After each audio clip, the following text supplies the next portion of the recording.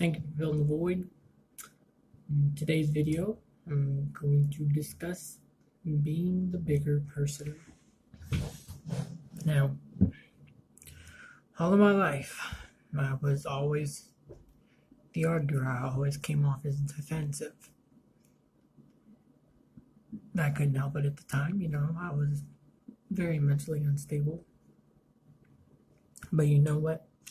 As I got older and I would continue to do this defensive nature, once I think it was about middle school, I got like this form of dizziness. It was just too much adrenaline for my body than I can handle.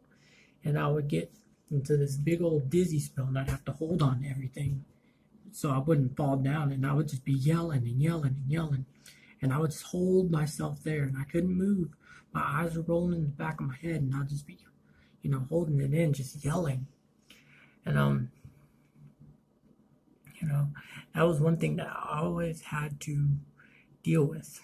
And when it came to like any kind of like altercation, such as like fighting or any kind of confrontation, I would always get severely dizzy.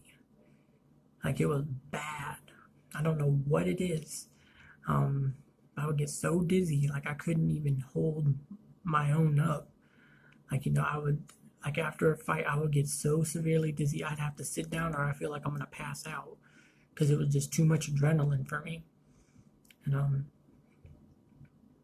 I don't know what happened there.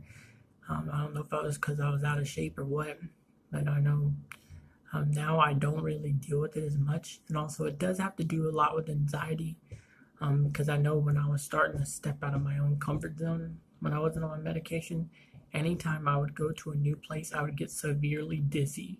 And I would have to just maintain, breathe in and out, and just try to continue. And just try to look as normal as possible. But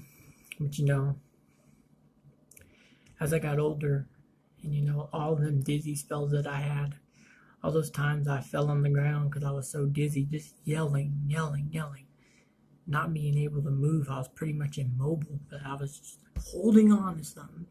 I can always remember, oh, James, you're overreacting. James, you're overreacting. I would just be like, you guys always do this to me. You guys always do this to me.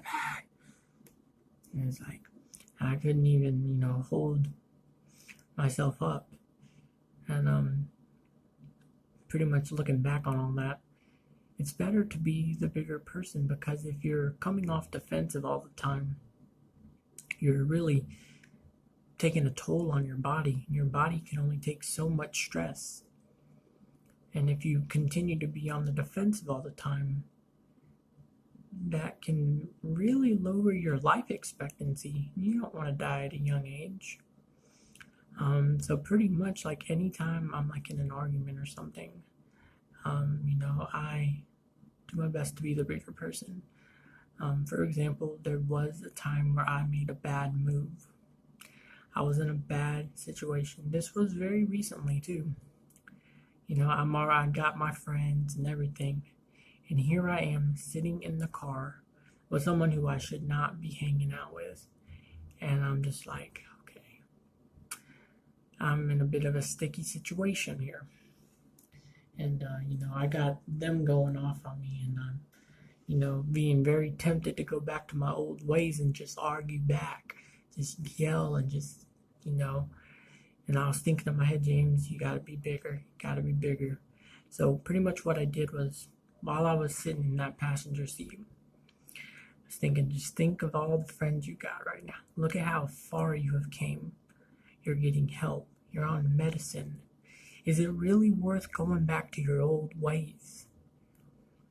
So while they're bickering at me and, telling me all this blah, blah, blah stuff, I made the move. I was like, I got to have a reminder because I'm about to go off. I'm about to yell. I'm about to go off and give them what they want. But instead, I picked up the phone and I called my friend. And just having my friend on the phone was just a constant reminder of why I should not go back to what I used to be. And that is a good example. And of course, the person that was driving was like yelling stuff like at the phone, like wanting my friend to hear. And I just let my friend take over because she was there for me, and she's a good friend. And she talked and tried to discuss and calm everything down. And here I am just sitting here, I'm just wanting to get out. By the time I get out of the car and I finally go to my car, I was literally having the shakes because I was so close of going back to my old ways. But you know what? I stayed strong. The medicine helped me think correctly instead of going off. That's what the medicine's there for. It's to help you think correctly when you have an imbalance. So before you say go back to your old ways or the old you, really think how far you have come. And do you really want to keep living in that repetitive cycle? Or do you want to move forward? Do you want to keep going backwards and keep going in circles? Or do you want to move forward on a long straight line and no one knows where that straight line is going to take you? It took me 25 years to finally get out of that circle. Finally get out of that little bubble I was going in. Because every day, same thing, same paranoia. The paranoia would just get worse with each year. With each day, it would get worse. That's what I mean. That is the dangers of continuously going back. Because eventually, if you continue to go back where you know you're not supposed to be, it's going to mentally corrupt you. You're going to get so corrupt, you're going to get numb to it. And then you're going to be severely mentally ill because you managed to cope with this very negative situation, and now you're just prone to it. See, that was my problem. I was so prone to the thoughts. I was so prone to everything, but it took my sister's ex-boyfriend to talk me into really taking my medicine because he let me know that he cares. But I was so delusional. All I knew was those thoughts in my head. That's all I knew. Anytime a negative situation came, the negative thoughts were there, and they were always on it. Now, the first time when I was cycling my medicine, I couldn't get the thoughts. It was kind of abnormal because anytime I'd be in a situation where I know the thoughts would come in, it felt like there was an absence within me. It felt very, very weird. But yeah, always be the bigger person no matter what.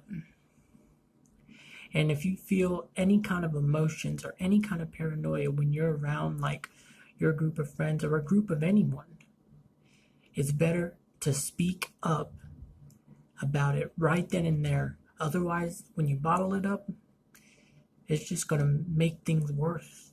It's just going to eat you up. So, hang out with people that accept you for you at all times. And remember, always be the bigger person. And look back how far you've came and think of how everything that you have to be thankful for with you moving forward. Big things will come your way. You just gotta want it. Hope this video helped someone out there. Thank you for filling the void. And I'm out. Peace.